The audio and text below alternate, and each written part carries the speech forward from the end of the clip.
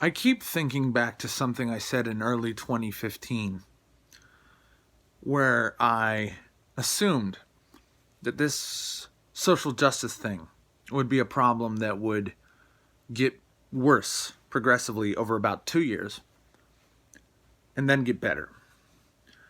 It has gotten far worse than I ever anticipated, and we are 3 years in with no real end in sight.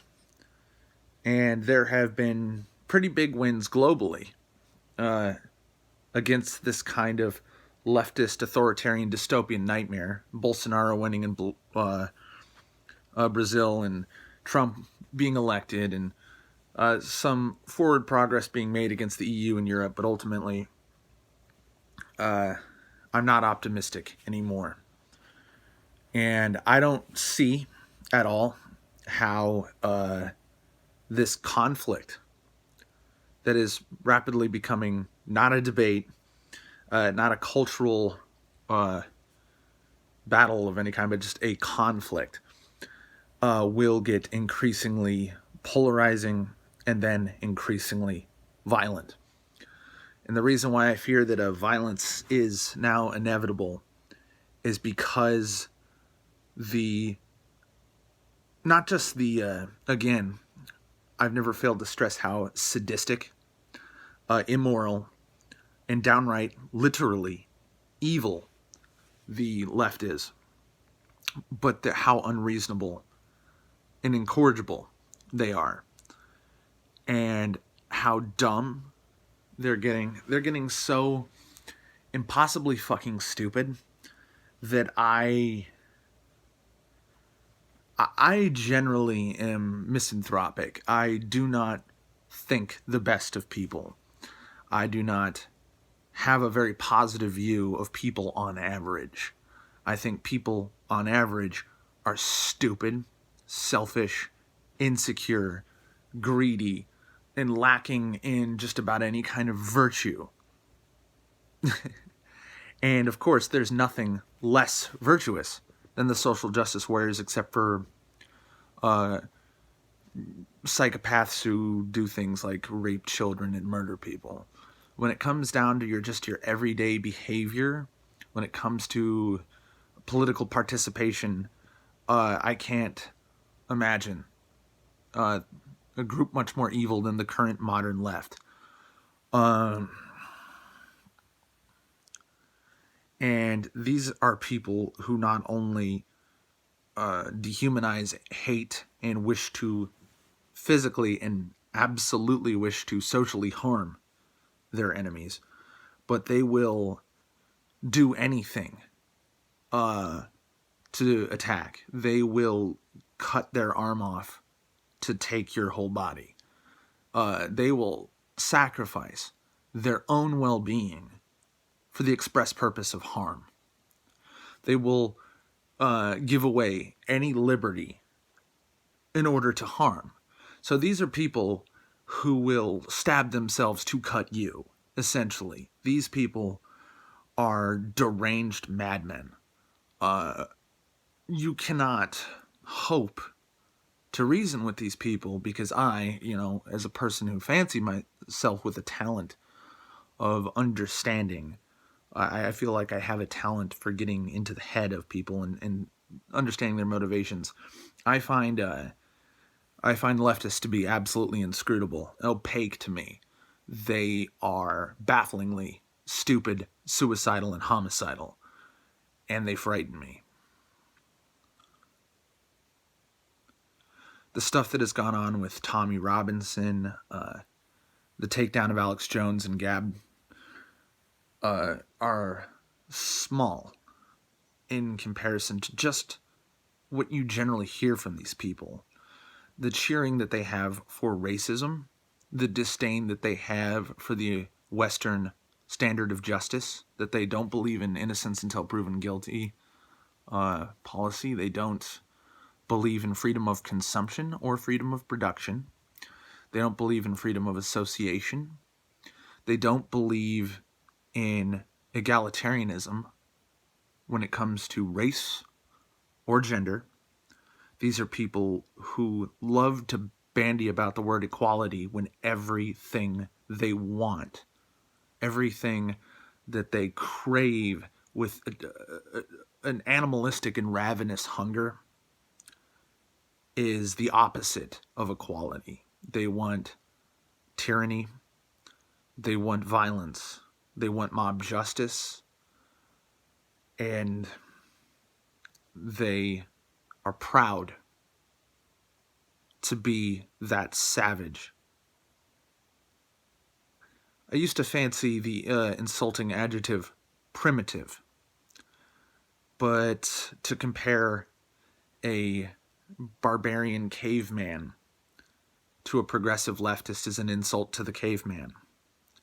Cavemen generally understood tribal unity, order, hierarchy, respect. These are, again, virtues that leftists loathe. They have no respect, and yet speak like they have some kind of monopoly on respect. They have no tolerance, and yet claim to be the sole demonstrators of tolerance. These people, when I first read 1984, gosh, it must have been in the late 90s, and I barely remember the book. And I was very moved by, of course, the extremely good moral of the book, which is that authoritarian control, suppression of individuality, reversal of moral virtue was, of course, something to be terrified of and to want to prevent. But I also thought the book was kind of corny, because I never thought that anyone in the 20th century or 21st century upcoming would regress that far. That was sort of like a medieval serfdom set in a modern society, and I thought that was rather absurd. But that was a naivete of mine, because, you know, over the past couple of years, I talk pretty frequently with Eastern Europeans. I met people from Bulgaria, the Czech Republic, Serbia, and also, you know, knowing people from Europe who have a little bit better understanding of the much longer, arduous, and violent history of Europe in comparison to America. And as much as I loathe people who talk shit about Americans, American culture, and American society, usually people who are slaves, who think that we should be ignorant, or excuse me, slaves that think we should be envious of their chains. People who mock us for our right to self-defense. You can be charged with capital murder for killing somebody who is attempting to kill you. You can, in fact, be charged with felony assault for harming somebody who attempts to kill you. They call this a duty to retreat. And this is something that should shock all human beings, that this is a law that could possibly exist. A law that exists solely to protect the well-being of murderers, assaulters, rapists, criminals, robbers. The fact that this exists in any civilized society, let alone any society. Again, I don't understand how any barbarian or savage culture would look at such a law and not be shocked at the idea that anybody would propose such a thing, let alone that a majority of some sort of representative democracy would sign it into law. And yet it exists in many European countries and Canada and Australia. And it is terrifying that that is something that America is rather unique in the West for, that you have the right to defend yourself from murder, rape, and assault and robbery.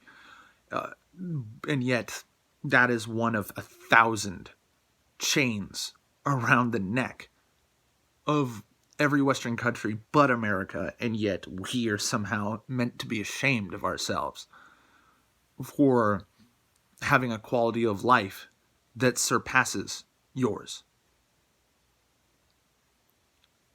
That you should be proud to be abused. That you should be proud to be exploited. To get back to how I started this little train of thought, people are stupid, loathsome talking monkeys. And I don't say that from an idea of myself as something superior. I don't compare myself to famous paragons of history, not conquerors, kings, inventors, scientists, philosophers, religious leaders. I don't think of myself as any kind of paragon, which makes it all the more shameful that I, as an average citizen, should have to look at my peers and find them not wanting, but disgusting. To find so many people so ungrateful, greedy, jealous, hateful, sadistic, and yet also masochistic. That evil has been branded onto people. I became an atheist in 2010, 2011. I don't believe in objective morality, let alone heaven, hell, gods who pass down morality to human beings. I believe that morality is a product of common sense that is not common anymore. I believe that the source of a lot of moral good for the benefit of everybody has its roots in selfish interest. That you don't kill because you don't want to be killed. You don't steal because you value your own property. I thought this was the way people think. That part of what makes human beings different from animals is to be able to recognize an identity in other human beings. Dogs don't really recognize their own selves, let alone the selves of other dogs. Maybe with the exception of some rather intelligent breeds. With the exception of, say, apes, great apes, elephants, dolphins, dogs, not a lot else. Animals don't think about themselves. They don't remember past events and consider ways to change future events. They don't possess detailed memories. They don't look at a person and guess at what they think and what they want and then translate to a mutualistic relationship where you can both work towards what you want. They don't know how to compromise or juxtapose thoughts. And now I'm starting to see that human beings do not universally possess this skill. That empathy might not be universal. Oftentimes, one of the layman definitions of sociopathy, of what is a sociopath or psychopath, is a person lacking empathy. Well, I would have to tell you that easily half of society is now psychopaths under such a definition. Surely, our definition of psychopathy is incomplete, or society is literally fucking doomed. Empathy is what we run on. Empathy is what has built our society. And empathy, ironically, has many roots in self-interest. And yet, not only am I looking at a society that has no compassion whatsoever for other members of the society, they have no recognizable interest in their own well-being. That no matter how often, and I do this much more often lately, go talk to leftists in the comment section of the Young Turks, to engage leftists on Discord servers that kind of allow the two competing sides to mingle, to argue in the comment sections of YouTube, I find that leftists know nothing and operate off of the most vapid, empty, basic talking points. Just recently, some person on the Young Turks tried to convince me that 76% of all terrorist attacks in the United States are committed specifically by white men of the right wing, which is not true. It's not close to true. It's not remotely true at all. It is 100% false. And this was extremely easy to prove. After repeatedly asking for a citation, a source for this claim, and getting no answer, I decided to mock the 5 or 6 Young Turk fans in the thread by saying, I will go find it myself. Within 5 minutes, I discovered that the claim was sourced by a left-wing think tank called the Investigative Fund, whose their sources primarily included the Anti-Defamation League and the Southern Poverty Law Center. Both are highly discredited and very frequently sued for slander and libel for mislabeling the political affiliations, motivations, and crimes, or of course lack thereof, for multiple people. Notably, the Southern Poverty Law Center was just recently ordered to pay over $3 million to moderate Islamic reformist Majid Nawaz for claiming that he was an anti-Islam hate monger. Majid Nawaz is a Muslim whose love for his religion and his fellow believers has caused him to want to reform Islam, because of course Islam is a death cult, that the current interpretation of the Quran has led to, of course, the primary source of terrorism. Over 90% of terrorism worldwide, that would be Islamic terrorists. And of course, Majid Nawaz was a former Islamic radical who was radicalized in prison by Islamic gangs, which of course are a massive problem in prisons in Europe. So, of course, this claim, easily disproven, was maliciously, deliberately, and absolutely consciously committed as a criminal act of slander and libel against Majid Nawaz for no recognizable, valuable reason other than hate and, again, the sadistic urge to harm an opponent. So, looking into the 76% claim, I found it included random spree shooters, personal grudges that ended in murder, school shootings. All 3 of those are, of course, apolitical and not the definition of terrorism. Terrorism obviously is an attack against a civilian populace motivated by a political interest with the goal of demoralizing that populace that holds an opposing political interest and, again, causing terror. A deranged killer whose goal is simply to kill out of a difficult to understand psychopathic drive is not a political entity operating on behalf of a political entity or attempting to demoralize or weaken the effect of a different opposing political entity. It is simply an act of criminal murder. A school shooting is almost always, again, a psychopathic child.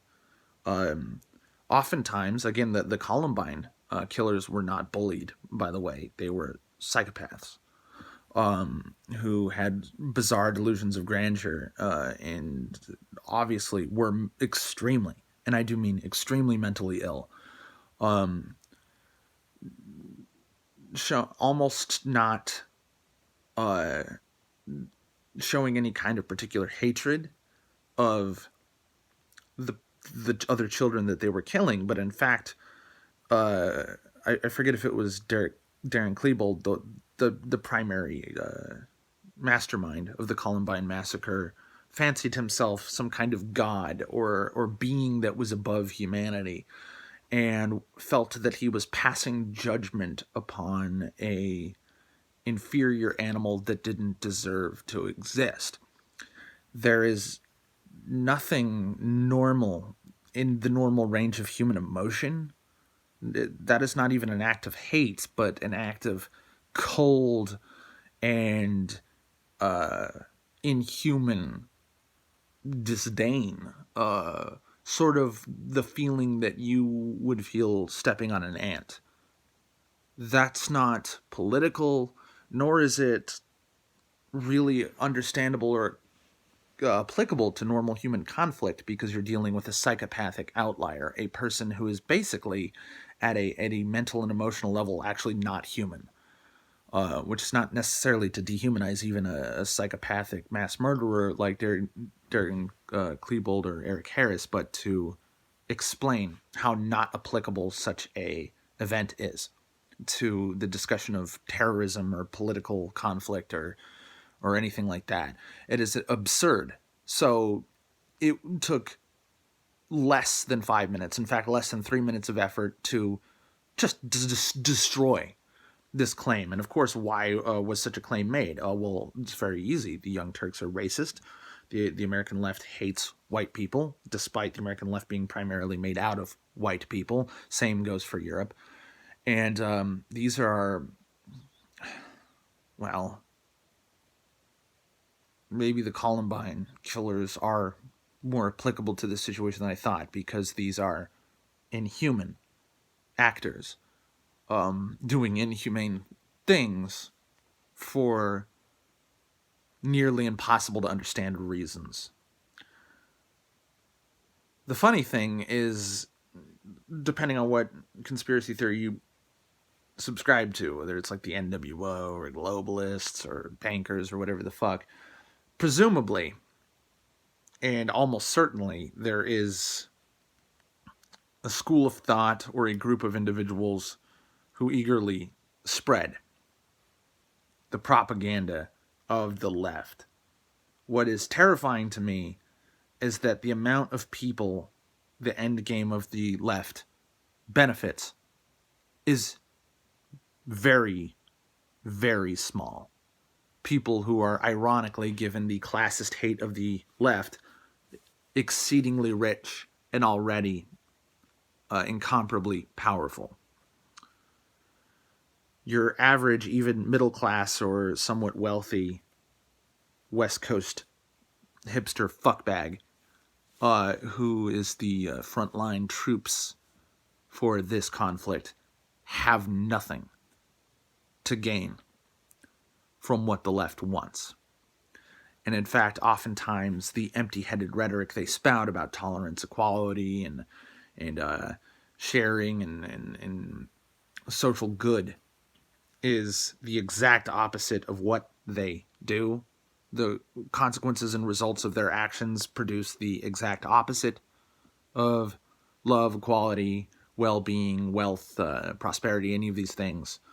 What they want is destruction, dissolution of virtue. They want harm, violence, murder, theft. They are everything criminal, everything evil. And it's not in their best interest. They are simply fucking stupid. But I find myself struggling with one more principle, which is called Hanlon's razor. Do not attribute to malice what is much more easily attributable to stupidity. As stupid as I know the left wing are, that they have not the first fucking clue, not even what I consider a layman's understanding of politics. They have zero understanding of economics, zero understanding of sociology, zero understanding of race relations, zero understanding of freedom, equality, tolerance. They don't know anything about what is politically good. Nothing. Literally fucking nothing. Nothing. The last time they had a clue, and it's like, yeah, gay marriage equality, yeah, hey, we shouldn't attack people for what they look like. Oh, except for they forgot that. The last time they had the first fucking clue was 2012. Since then, there hasn't been a single redeemable, not a single fucking one, not one redeemable quality to the American left. And the severity of the evil that they wreck and wish to continue wrecking is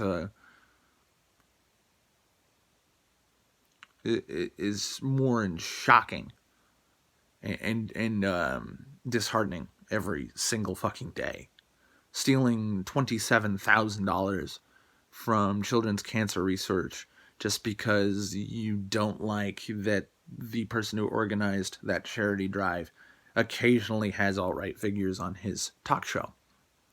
That's entirely unacceptable. That's so disgusting and repulsive and absolutely without any fucking excuse. And that's one of a thousand things they do a day. I'm terrified of these people. They're monsters.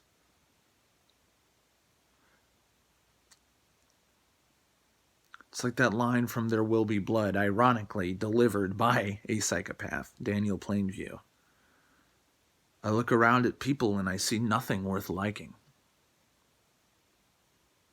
I see none of them, or none of me in them.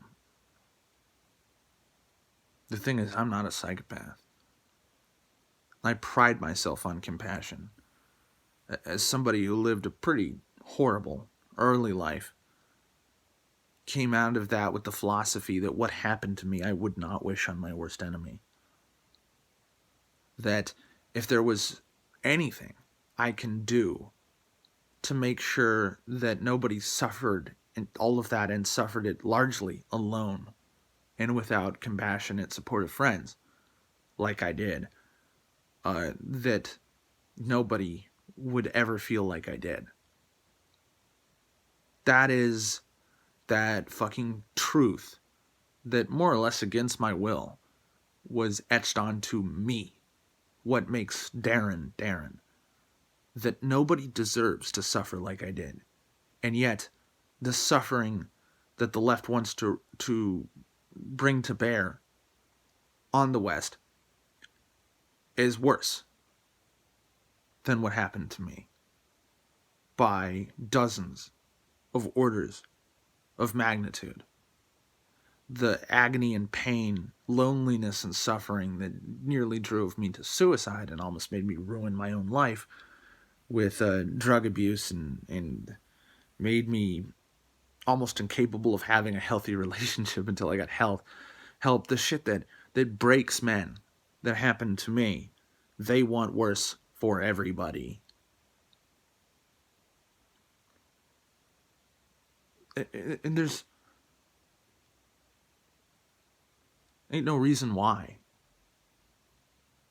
Wouldn't no need for it. No benefit. Not even a snidely whiplash villain looking to run off with the money bags at the end. It's just destruction. Ugly.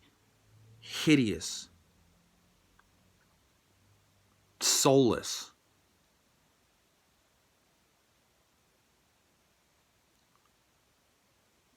And it makes me fear for myself. For my character. My soul going forward. That when faced with such monsters, what of my own morality would I give up to fight these people? I have friends who are far more hyperbolic than even me, and then saying something, who promise me that we will see widespread war over this within a decade or two. Maybe not even. Might be right. There might be no other means when you can't talk to people, when these people can't be talked out of harming and killing others, not even if told that what they're doing is self-destructive and ultimately suicidal. If they cannot be convinced of anything to redirect them from the path they're on, when faced with that kind of criminal, that kind of psychopath, that kind of Ted Bundy type fucking individual, what choice do you have but to fight them, imprison them, exile them, kill them? It's what they want for us. They want to banish us, to make us slaves with no rights. They want to kill us.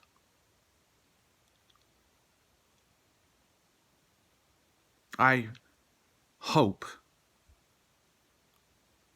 that it comes nowhere near that. But as exciting as it is to see more and more and more people learn that the left is literally evil,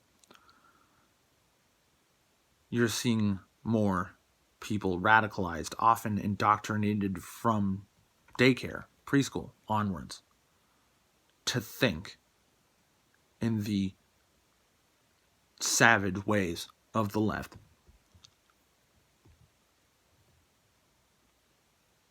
And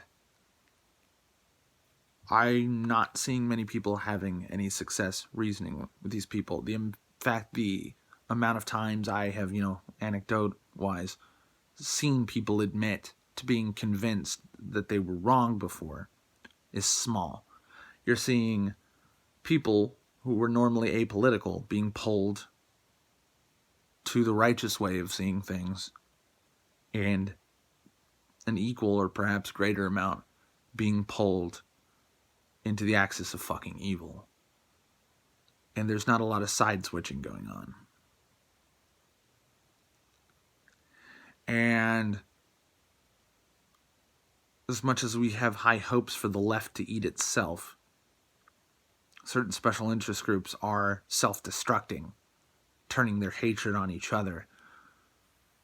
We also have people who are interested in liberty and reason and actual righteousness competing with another enemy of the left, which is the alt-right. And the alt-right has correctly identified the problem that is the left. But the solutions they propose for dealing with the left are no less sinister, evil, retarded, and self-destructive. And given the depravity, inhumanity of the left, a lot of people are starting to think that the right way to respond is to respond in kind, which is what the alt-right is. The alt-right is a mirrored response to the left, to behave just like them. There's a reason why when fascists and communists were killing each other in the streets in Italy back in the 30s and early 40s, it's bizarre because the difference between the two of them is minute and very small. And it was a very shallow, competitive, and tribalistic drive that caused these two groups that wanted virtually the same fucking thing to kill each other. Keep in mind that you still have a left that tries to assure you that a group, a political party known as the National Socialist Workers' Party, all of which is communistic socialist language, is actually how you say Nazi in English. And yet this is somehow a far-right ideology. That is a lie. The Nazis were the left. The Bolsheviks, the communists, the socialists, the left, the left, the left, and the left again. What is far right would be anarcho-capitalists who want to remove the state entirely. A group that wants to dominate the state and use the state to dominate the populace is far left, which describes fascism and Nazism, as well as communism, socialism, and currently the American Democratic Party. They literally are fucking Nazis. And I assure you that lots of them want to kill you. Lots of them would love to, if given just the chance, just the opportunity, to round up all white people and put them in ovens. I'm not kidding. I'm not joking. This is not satire. This is not comedy. This is a fact. There are people who want to round you up, all of you, no matter who you are, no matter what your life experience is, no matter what your politics are, no matter what you want or what you think is right. They want to find you and kill you.